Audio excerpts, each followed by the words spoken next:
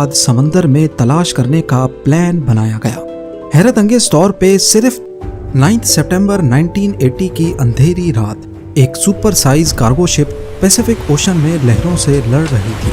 Titanic से भी बड़ी और 16 फ्लोर्स जितनी ऊंची इस शिप को अगर स्टील का किला कहा जाए तो गलत नहीं होगा। लेकिन सिर्फ चंद घंटों के बाद इसका कोई नामो निशान नहीं रहा। ना कोई रेडियो सिग्नल आया, ना समंदर में कोई तैरता हुआ मलबा मिला। लाखों टन वजनी शिप बिना किसी निशान के अचानक कैसे गायब हो गई। अथॉरिटीज की जानिब से 20 सालों तक दुनिया को सिर्फ एक ही बात बताई गई कि बस शिप डूब गई है।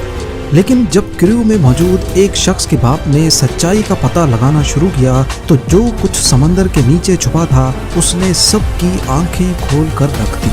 9 सितंबर 1980 की शाम पैसिफिक ओशन की गहरी लहरों को चीरता हुआ एक बेपनाह बड़ा कार्गो शिप MV डर्बिशर जापान की तरफ रवाना था। लेकिन उसी वक्त ईस्ट की तरफ से एक और मेहमान उसकी तरफ बढ़ रहा था, टाइफून ऑर्किड। एक तूफान जो हर घंटे के साथ और भी ज्यादा खतरनाक होता जा रहा था।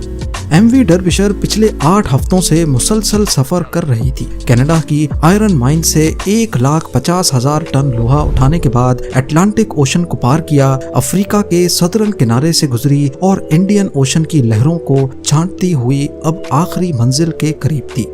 शिप पर 42 तजर्बाकार लोग जिसमें इंजीनियर्स, हेल्पर्स और एक्सपर्ट्स शामिल थे अब बस अपने सफर के आखिरी चंद घंटे गिन रहे थे। लेकिन शायद किस्मत को कुछ और ही मंजूर था। शिप के कैप्टन जाफरी अंडरहिल, जिनको 20 साल का एक्सपीरियंस था, वो इस मिशन के जिम्मेदार थे। उनकी बीवी भी इंग्लैंड से जापान आ चुकी थी, लेकिन उनका मिलना अब सिर्फ एक ख्वाब बनकर रह जाएगा। कई दिनों से कैप्टन अंडरहिल वेदर रिपोर्ट्स पर भरोसा कर रहे थे। वो अपने कैरियर में ऐसे कई तूफान देख चुके थे। उन्हें यकीन था कि डर्बिशर टाइफून को आसानी से फेस कर सकती है। इस मकाम पर सेफ हार्बर भी काफी दूर था, लिहाजा तूफान से लड़ना ही आखिरी हल था। कैप्टन ने स्पीड कम की और शिप की डायरेक्शन लहरों की तरफ थोड़ी सी घुमा दी। तूफान के दौरान शिप्स आम तौर पर ऐसा ही करती हैं ताकि स्टेबिलिटी बरकरार रहे। साथ ही कैप्टन ने एक इमरजेंसी मैसेज भी सेंड किया जिसमें उन्होंने हालात के बारे में आगाह किया और शिप की करंट लोकेशन भी भेज दी। पर तूफान का गुस्सा बढ़ता जा रहा था। लहरें 10 मीटर से भी ऊंची हो चुकी थीं, कुछ तो डर्बिशर के बराबर की लंबाई तक जा चुकी थीं। 1000 फीट लंबाई के साथ डर्बिशर टाइटैनिक से भी लंबी और चौड़ी थी और इसकी ऊंचाई 16 स्टोरी बिल्डिंग जितनी। ये कोई आम शिप नहीं, एक state of the art steel का किला था और इसको बनाया ही दुनिया के सबसे खौफनाक समंदर से टकराने के लिए था। और इसीलिए ही कैप्टन के लिए टाइफून ऑर्किड एक मामूल का हिस्सा लग रहा था। लेकिन समंदर की अंधेरी गहराइयों में कुछ ऐसा होने जा रहा था जो किसी ने कभी सोचा भी नहीं था। उसी रात 2 और बहरी जहाज भी इस टाइफून का मुकाबला कर रहे थे। लेकिन अगली सुबह वो दोनों जहाज तो सही सलामत पोर्ट तक पहुंच गए, लेकिन MV डर्बिशर का कोई अता पता ना चल सका। ये स्टील का किला अचानक कहीं गायब हो गया बिना किसी निशान के। आने वाले 20 सालों तक दुनिया को ये समझ ही नहीं आया कि आखिर उस रात क्या हुआ था। 9 सितंबर 1980 की शाम MV डर्बिशर ने आखिरी बार रेडियो मैसेज किया था। उसके बाद ना कोई डिस्ट्रेस कॉल, ना कोई फाइनल मैसेज, और फिर अगले 6 दिनों तक खामोशी का एक भयानक समा। शिप के ओनर्स ने भी उसे मिसिंग रिपोर्ट नहीं किया। शायद उन्हें यकीन था कि बस रेडियो कांटेक्ट टूट गया है और डर्बिशर फिर से समंदर के किनारे कहीं नजर आ जाएगी। लेकिन दिन गुजरते गए पर डर्बिशर की कोई खबर नहीं आई। 15 सितंबर को पहली दफा शिप की गुमशुदगी की फिक्र महसूस की गई। एक इंटरनेशनल सर्च मिशन लॉन्च किया गया। हेलीकॉप्टर्स, एयरप्लेन्स, नेवल शिप्स सब समंदर की छाती पर डर्बिशर के आखिरी कोऑर्डिनेट्स को अच्छी तरह छान मारते हैं, लेकिन इतने बड़े बहरी जहाज का एक टुकड़ा भी कहीं तैरता हुआ ना मिला। 6 दिनों के बाद सर्च ऑपरेशन बंद कर दिया जाता है। अथॉरिटीज ने ये कहकर मामला रफा दफा कर दिया कि बस समंदर ने उसे निगल लिया, और ये नतीजा फौरन बिना किसी इन्वेस्टिगेशन के निकाल लिया गया। जिस तेजी से सर्च ऑपरेशन और इन्वेस्टिगेशन खत्म हुई, उसी तेजी से न्यूज कवरेज भी। MV डर्बिशर के क्रू की फैमिलीज ने कई रिक्वेस्ट भेजी, लेकिन उन्हें सिर्फ इतना बताया गया कि इन्वेस्टिगेशन करने जैसा कुछ है ही नहीं। मरने वालों के खानदान से ये बात हजम ना हुई। उनको ऐसा लग रहा था जैसे कोई बात जानबूझकर छुपाई जा रही हो। MV डर्बिशर एक स्टील का आलमगीर जायंट ब्रिटेन के मशहूर स्वान हंटर शिपयार्ड में सिर्फ 4 साल पहले बनाया गया था। एक ऐसी शिप जो 1.5 लाख टन से ज्यादा माल ले जा सकती थी और जो 20 साल पहले तक की शिप से 4 गुना ज्यादा लोड उठा सकती थी। लेकिन इस दफा बात सिर्फ साइज की ही नहीं थी, डिजाइन भी नया था और डर्बिशर एक OBO कैरियर थी। ये नए जमाने की एक ऐसी शिप थी जो एक साइड से ऑयल जबकि दूसरी साइड पे आयरन ओर भर के ले जा सकती थी। इसका सबसे बड़ा फायदा शिपिंग कॉस्ट को कम करना था और इसी वजह से ये कभी भी खाली लौट कर नहीं जाती थी। अगर ऑयल छोड़ा तो वापस आयरन ओर ले जाती थी, यानी शिप हमेशा चलती रहेगी और कंपनी को फायदा देती रहेगी। ट्रेडिशनल शिप्स के मुकाबले में MV डर्बिशर 30% तक ज्यादा रेवेन्यू बना सकती थी। इसका शुमार ब्रिज क्लास की शिप्स में होता था और उस वक्त ऐसी सिर्फ 6 ही शिप्स पूरी दुनिया में अवेलेबल थी। इसे ब्रिटेन के स्वान हंटर नामी शिपयार्ड ने बनाया था। उस वक्त इस कंपनी को काफी चैलेंजेस का सामना करना पड़ रहा था, क्योंकि उनका मुकाबला था जापान और साउथ कोरियन शिपयार्ड से, जो वही शिप्स ज्यादा सस्ती और ज्यादा जल्दी बना रहे थे। स्वान हंटर जो कभी दुनिया की शिप बिल्डिंग इंडस्ट्री का बेताज बादशाह हुआ करता था, अब जापानीज और साउथ कोरियन कंपनीज की वजह से काफी दबाव का शिकार था। उन्होंने कॉस्ट कटिंग करना शुरू की और शायद यहीं पर छुपा था MV डर्बिशर के डूबने का राज। इस हादसे के बाद कई घरों में अंधेरा छा गया, लेकिन एक शख्स ऐसा था जिसके लिए ये सिर्फ एक नुकसान नहीं, एक मिशन बन गया। पीटर रिडयार्ड अपने जवान बेटे को डर्बिशर में खो बैठा था, लेकिन पीटर सिर्फ एक बाप ही नहीं बल्कि एक एक्सपीरियंस्ड शिप सर्वेयर था, जिसने अपनी जिंदगी समंदर और शिप्स का तज्जिया करने में गुजारी थी। जब पीटर खुद मैदान में उतरा तो उसने एक हैरान कर देने वाली हकीकत का पर्दाफाश कर दिया।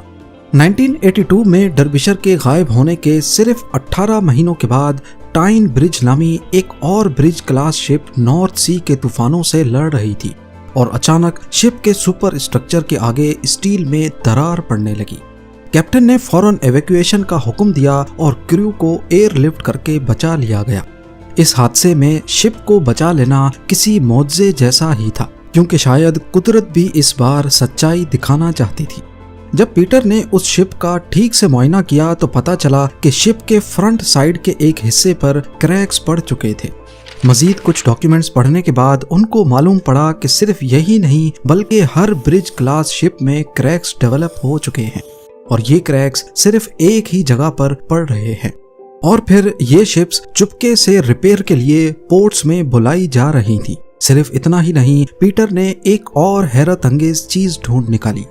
ये शिप्स ओरिजिनल डिजाइन प्लान्स के मुताबिक नहीं बनाई गई थी। कुछ हिस्से ऐसे थे जिन्हें जल्दबाजी में ओरिजिनल डिजाइन से हटकर बनाया गया था। पीटर के हाथ अब एक ऐसा सबूत लग चुका था जो शायद MV डर्बिशर की इन्वेस्टिगेशन को दोबारा खोल सके। पीटर ने ये सारे सबूत इकट्ठे किए और डिपार्टमेंट ऑफ ट्रांसपोर्टेशन को भेज दिए, लेकिन उन्होंने कोई एक्शन लेने के बजाय सिर्फ इतना कहा कि डर्बिशर के डूबने की प्रॉपर इन्वेस्टिगेशन अब हो चुकी है और नई इंक्वायरी का कोई प्लान नहीं है। अथॉरिटीज ने कान बंद कर दिए, लेकिन मरने वालों की फैमिलीज ने जुबान खोल ली। 1984 में उन्होंने डर्बिशर फैमिली एसोसिएशन बना ली, जिसका सिर्फ एक ही मकसद था कि सच से पर्दा उठा कर रहेंगे।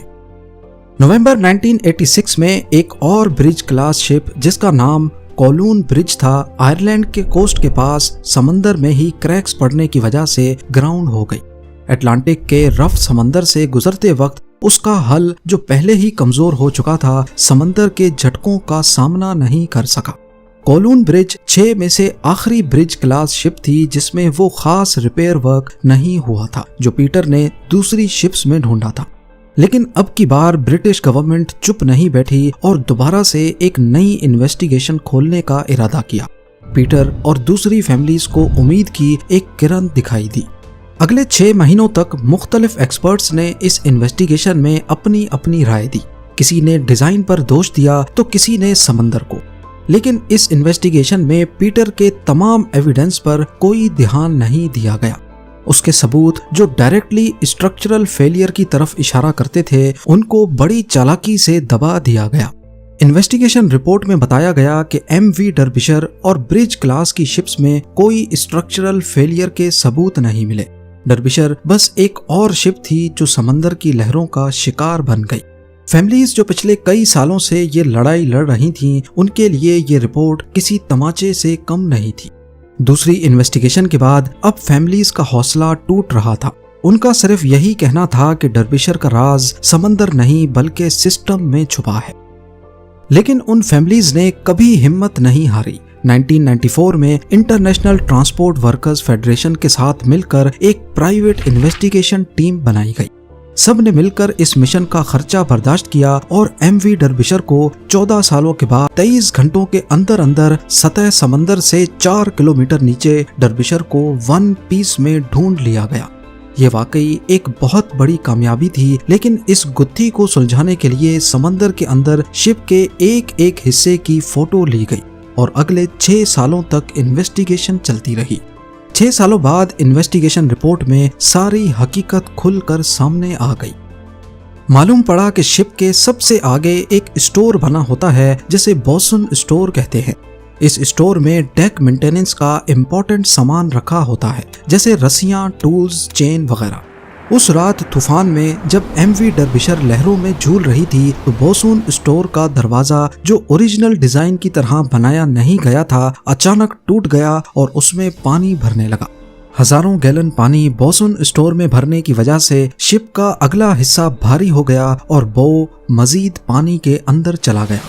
اب لہریں اور زیادہ ہائٹ سے ٹکرا رہی تھی جس کی وجہ سے وینٹیلیٹر ٹوٹے اور پانی مشینری روم میں داخل ہو گیا. ڈربشر کا بو اور زیادہ جھک گیا اور پھر ایک بڑی لہر میں ٹینس کورٹ جتنا بڑا کنٹینر جہاں آئرن اور رکھا گیا تھا اس کا ہیچ کور بھی ٹوٹ گیا. اب پہلے ایک کنٹینر میں پانی بھرا جس کی وجہ سے اگلا حصہ مزید نیچے گیا اور دیکھتے ہی دیکھتے سارے کنٹینرز ایک ایک کر کے پانی کے اندر چلے گئے. اور پھر ڈربشر جو برٹین کی سب سے بڑی ویسل تھی پیسیفک اوشن کے اندھیروں میں ڈوب گئی. جب انویسٹیگیشن رپورٹ کو شائع کیا گیا تو معلوم پڑا کہ جس کمپنی نے یہ تمام برج کلاس شپس بنائی تھیں ان سب کے بوسون اسٹور کے پاس کریکس تھے اور سبھی کے ہیچ کورز نازک اور اسٹینڈرڈ کے حساب سے نہیں بنائے گئے تھے. شروعات میں فیملیز کا خیال تھا کہ شاید شپ میں کوئی اسٹرکچرل فیلئر تھا لیکن انویسٹیگیشن میں پتا چلا کہ کوئی میجر ڈیزائن فالٹ نہیں بلکہ چھوٹی چھوٹی کوتاہیوں کی وجہ سے ایک مہان اسٹیل کا قلعہ ڈوب گیا. 1970s کے دوران ہر سال کئی شپس ڈوب جاتی تھی. اتھارٹیز کے لیے یہ ایک نارمل بات اور نمبر گیم رہ گیا تھا. لیکن ڈربشر کی فیملیز نے اپنی پرائیویٹ انویسٹیگیشن کر کے شپنگ انڈسٹری کو ایکسپوز کر دیا. اس کے بعد نئے شپ ڈیزائنز آئے، رولز اور زیادہ سخت ہوئے اور سیفٹی انسپیکشنز پر دھیان دیا جانے لگا. انہوں نے صرف ایک جہاز نہیں ڈھونڈا بلکہ پوری انڈسٹری کو بدلنے پر مجبور کر دیا. آج بھی شپنگ انڈسٹری کے کئی رولز ایسے ہیں جنہیں ایم وی ڈربشر کی وجہ سے بنایا گیا تھا جو خود پیسیفک اوشن میں 4 کلومیٹر نیچے اوشن فلور پر خاموشی سے پڑی ہے. وہ بھرپور لائک اور شیئر کریں گے. آپ لوگوں کے پیار بھرے کامنٹس کا بے حد شکریہ. ملتے ہیں اگلی شاندار ویڈیو میں.